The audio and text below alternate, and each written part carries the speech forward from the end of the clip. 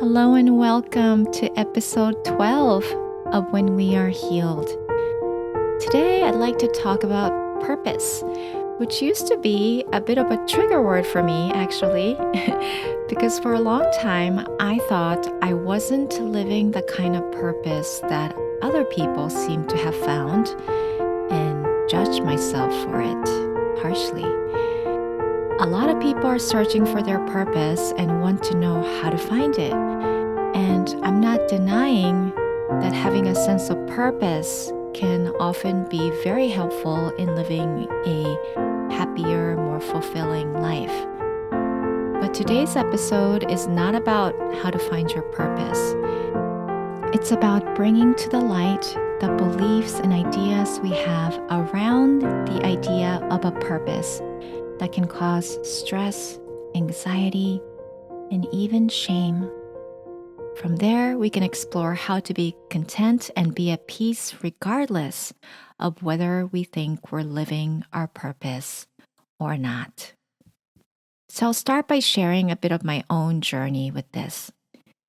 For the longest time, I thought I needed to find my life purpose and felt so frustrated because I didn't know what it was. I would look at other people who were succeeding in their fields, who seemed to be quote unquote living their purpose, with so much envy and felt massively inferior to them. For one thing, I thought my purpose was some kind of career, something I'm incredibly and naturally good at, and that people would love me for it, and it would help me make lots of money. Something that makes me feel worthy and special and guaranteed my security. I wasn't aware that I had internalized the capitalistic take, shall I say, on what a purpose is.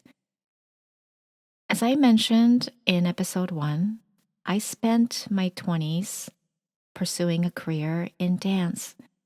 I loved to dance and I wanted to make a living doing it. During the day, I took classes and went to rehearsals and auditions.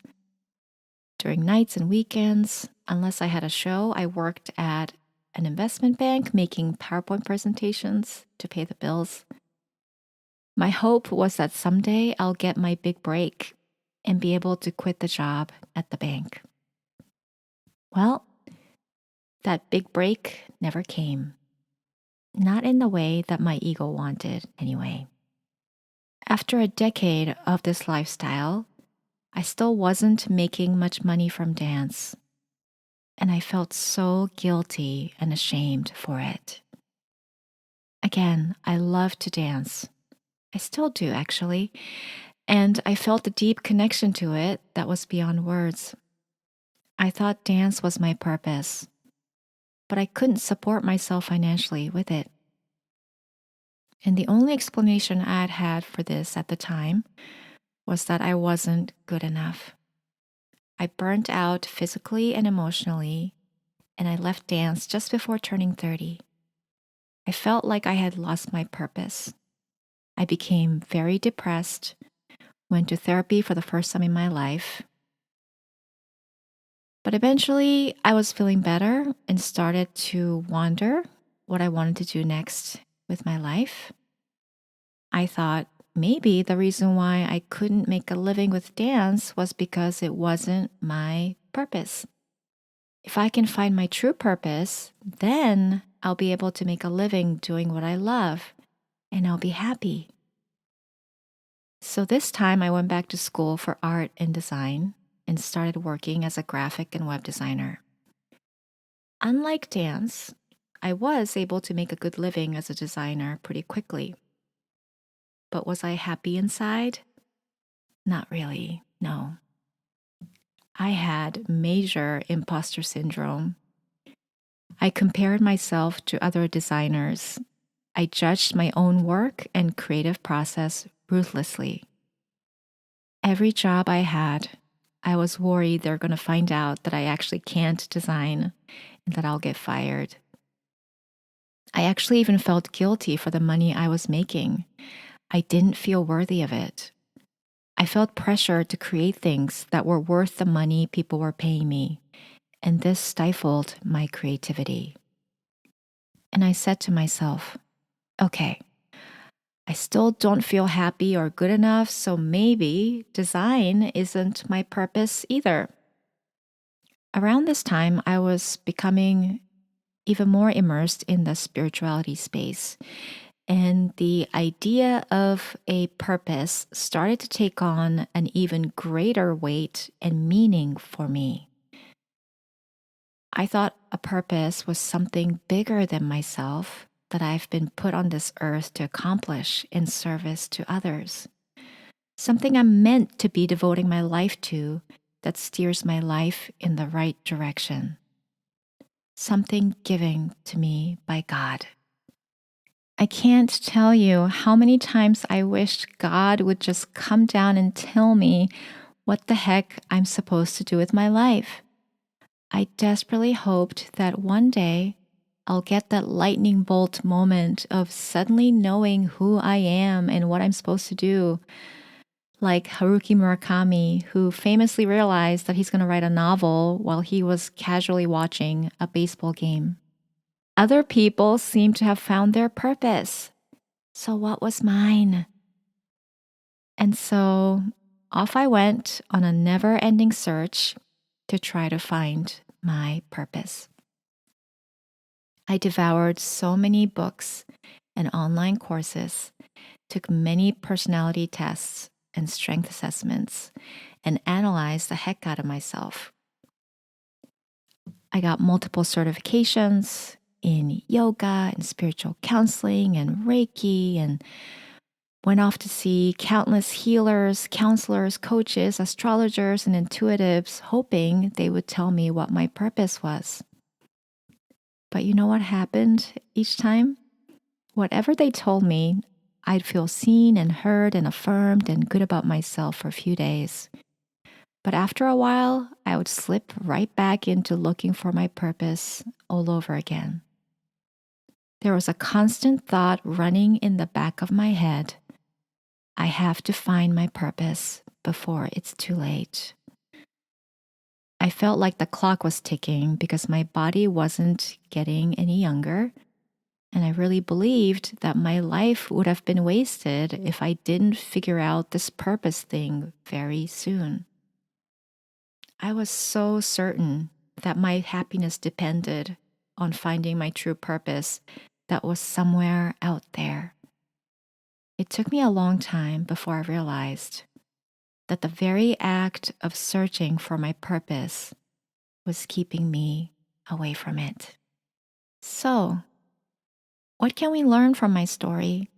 What was causing me distress in all those years of trying to find and live my purpose?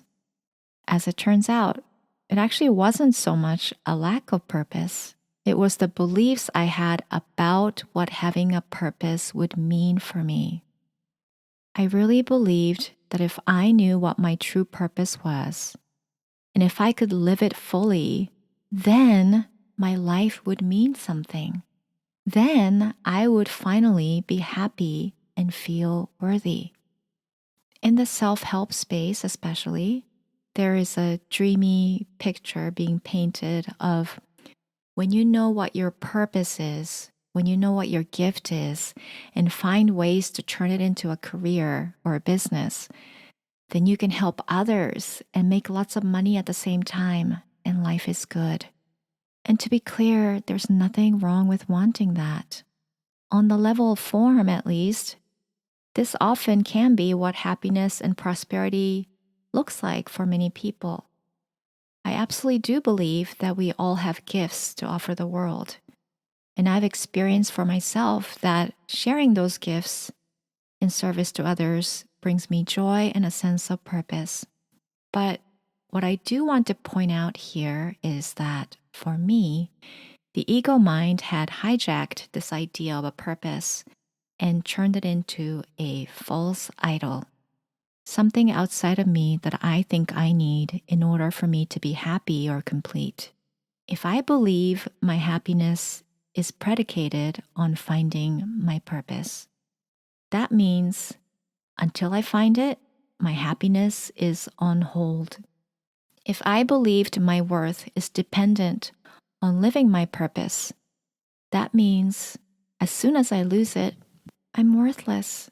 Whenever we base our happiness or worthiness on anything that's outside of us, we automatically and instantly suffer. I also have to admit that my view of purpose, even the quote unquote spiritual version, was coming from a pretty needy and self indulgent place. There was an insatiable desire to be special, to prove my worth. Whenever I was asking myself, what is my purpose? Or what should I do with my life? What I was really asking was, how can I establish my specialness in the world so that my safety and security are guaranteed? There's an underlying assumption there that my safety and security comes from what I do in the world and that I have control over that outcome. But as you know, the world of form is ephemeral and it's constantly changing. I can never find lasting safety or security there. I was listening to a podcast recently where Elizabeth Gilbert and Tim Ferriss were talking about purpose anxiety. I was relieved and baffled at the same time to hear that many people who have attained great success and wealth in the world and seem to have it all, they still suffer from purpose anxiety. They still wonder what their purpose is, and they worry that they're not living out their purpose as well as they think they should. Clearly, whether we think we know our purpose or not, that is not where our happiness or fulfillment really comes from. The problem is not that we can't find or live our purpose. It's that we believe we're not good enough as we are. That's what keeps us constantly seeking and never finding, perpetually striving and never arriving. And the irony is, when we're caught up in trying to figure out what our purpose is, we are not living in purpose. So, how can we free ourselves from this purpose anxiety? How can we move through life in peace, regardless of whether or not we think we're living our purpose? I'm going to share 5 things that I've found personally helpful. They're not necessarily related to each other, and some of them might even contradict one another. But the point is to start massaging and loosening up that tight knot of stressful assumptions and beliefs around the idea of purpose. Number 1, question the need to have a purpose. I first got this from one of my absolute favorite teachers, Byron Katie. In one of her books, she invites her student to question their belief, I need a purpose, which was causing them stress. I need a purpose. Is it true? When I read this, I felt like 100-pound weight had been lifted off my shoulders. It had never occurred to me before that point to question this assumption. What if I don't need a purpose? What if I don't need a purpose to be happy? What if it's totally okay that I don't know what my purpose is? Katie goes even further to suggest, what if whatever you're doing right now is your purpose? What if you being here is the proof that you're here on purpose? Or conversely, we can take the more non-dual approach and say that there is no purpose to anything. Everything just is. Assigning purpose to anything, including our lives, in the end, is just a story. The phrase living on purpose means different things to different people, which means it's just a concept. Your worth does not depend on what you do. it doesn't even depend on how you show up. Whether you end up living on purpose or not, you are equally and eternally worthy. And there's a paradox here, right? Because when I relaxed into the knowing that I don't need to find a purpose, then I was able to tap more easily into what is it that I wanted to do with my life. Number 2, let your purpose be about how you show up in the world today. So you might say, okay, Rieko, I get it. Maybe I don't need to find my purpose, but I still think having a sense of purpose in my life would be very helpful for me. In that case, I invite you to consider this. What if your purpose isn't so much about what you do in your life, but how you show up in the world today? What if you get to decide what your life is about right now? What if your purpose was love or joy or creativity or devotion? Your thinking mind might be rolling its eyes right now, but I'm not kidding. Each day you can set an intention about how you would like to be, how you would like to show up, what you want your day to be about. It can be the same intention every day, or it can change. You can have a larger, overarching intention for your life. In my case, it's love. And smaller, specific intentions for each day, like my intention today is to be honest and to share from the heart. Once I decided that my life was about love and started making a daily commitment to do my best to choose love in each situation, I realized that everything else was secondary to that. The form, the outward picturing wasn't nearly as important as I once believed. What I do didn't matter as much as my intention behind it. And then I could see more clearly what activities and projects light me up. I started noticing life was sending me people and situations where I could be of service in ways I hadn't thought of. I realized how I interact with the cashier at a grocery store or sharing a meal with someone was just as much a part of my purpose as doing a coaching session with a client. There was actually no moment in my daily life where my purpose could be absent. Whether I'm able to stay conscious of that, however, is another matter. Number 3, surrender to a higher power. When I was hopping from career to career and going in circles looking for my purpose, I was completely disconnected from God or any higher loving power. I honestly thought God was watching and evaluating me to see if I'll somehow solve this mystery of my purpose and pass the test.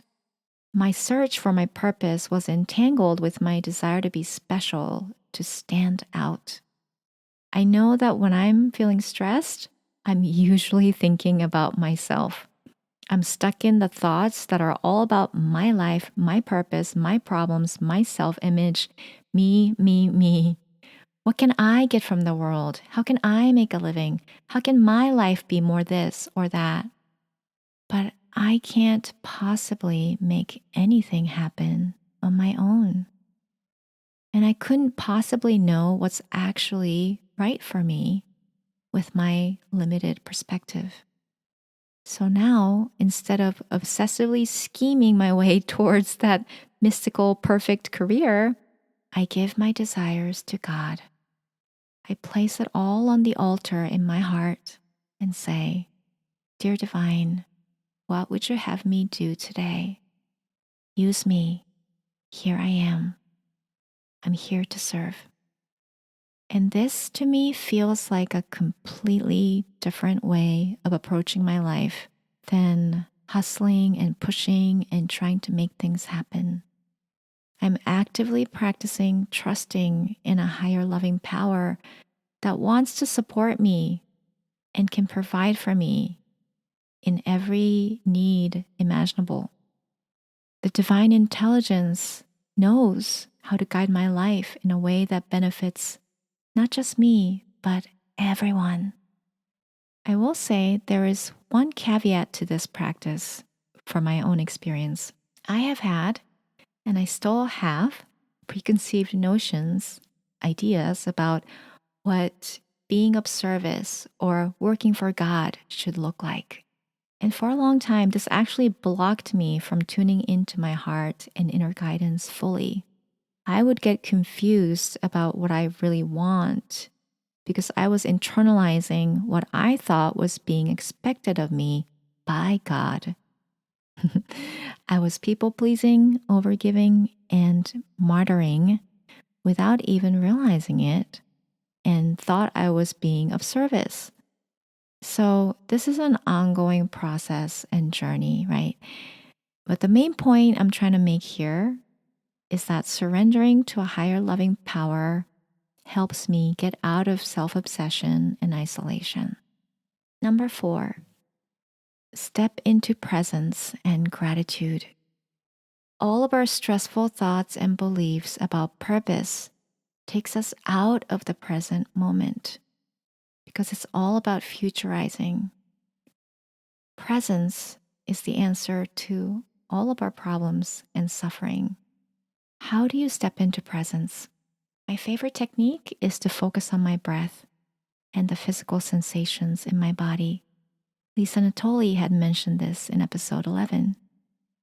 Get quiet, feel my feet, feel the air moving through my body, feel the temperature, feel the tingling, and notice the thoughts coming and going. Allow myself to rest and just be. And when I'm doing this, I can naturally start to feel grateful for everything that's here. The anxiety and stress we experience around the concept of purpose comes from the belief in lack, the sense that something is missing. And the antidote to lack is gratitude. If I don't appreciate what I have right now, I probably won't be able to appreciate any blessing I receive in the future either. Gratitude lifts me up from my small, limited worldview and reconnects me to everything that's supporting me right now, which really is everything. The air that I breathe, the chair and floor supporting my weight, the roof over my head, the people around me giving me space. When I feel connected to all that is, I can remember that I am not this separate entity that needs to work hard to prove my specialness. There's no need to find my purpose or live it as good as I can. There are no demands being made of me. I'm just being loved and held by all that is. Number 5, remember to love yourself. Self-love is so key. I know I'm kind of a broken record on this. Even after everything I've shared with you today, I still catch myself entertaining thoughts about needing to find or live my purpose, worrying that whatever I'm doing is not good enough, worrying that wherever I am is not where I'm supposed to be. I still slip out of presence and spend way too much time in my head. But that's okay. I don't need to beat myself up about it. I don't need to judge myself about it. I can take a breath and gently bring myself back when I have the awareness to do so. I can love and accept that part of me who believes she isn't good enough no matter what she does. I can love the part of me who desperately wants to feel special. I can love the part of me who is so scared to sit in the present moment to feel things fully. And in many ways, giving myself unconditional love does feel like my true purpose. So to review, the 5 tips from me for healing purpose anxiety were: number 1, question the need to have a purpose. Number 2, let your purpose be about how you show up in the world today. Number 3, surrender to a higher power. Number 4, step into presence and gratitude. And number 5, remember to love yourself. I hope this was helpful to you. Let me know how this landed. You can go to our Substack at whenwearehealed.com, episode 12, and leave me a comment. I would love to hear from you. So I'll leave you with a prayer. Join me in closing your eyes if it's safe to do so. Just feeling the breath moving in and out of your body. And just allowing that breath to effortlessly take you into the present moment, where all love is, all power is. You are perfect, whole, and complete in this very moment. You don't need to do anything. You don't need to prove anything. You don't need to know what your purpose is. The fact that you're here, breathing, just being, is the very proof that you are here on purpose. Purpose is what you are. Worthiness is what you are. I'm joining with you in remembering that our worth is never dependent on anything outside of us, that the power and the beauty, the creativity, the joy, the expansion, all of our heart's desires, the answer to all of it is within us. We are the answer we've been looking for. We are the purpose we've been looking for. We are the beauty and the joy and the glory of God that we've been looking for. And so I ask Holy Spirit, the divine, to help us see this, feel this, know this, embody this, and step in to our true divine self happily, joyfully, a little bit more each and every day. And be so gentle and kind and patient with ourselves every step of the way, knowing that we could never possibly be in the wrong place at the wrong time. We're always exactly where we need to be. And so I am grateful to remember this and know that we can let go of all of these stressful beliefs about purpose, all of these mistaken beliefs about how we need to find something in order to feel worthy, or that our life cannot begin until we find our purpose. No, our life is here. Our purpose is here. We are the purpose. And so I share this prayer, this remembrance of truth with all. We are one. I say yes to that. I'm grateful that it is so. I let it be, and so it is. If you enjoyed this episode, I invite you to come check out our Substack at whenwearehealed.com, where you can subscribe to keep in touch and get show notes emailed to you. Sending you lots of love, and I'll see you in the next episode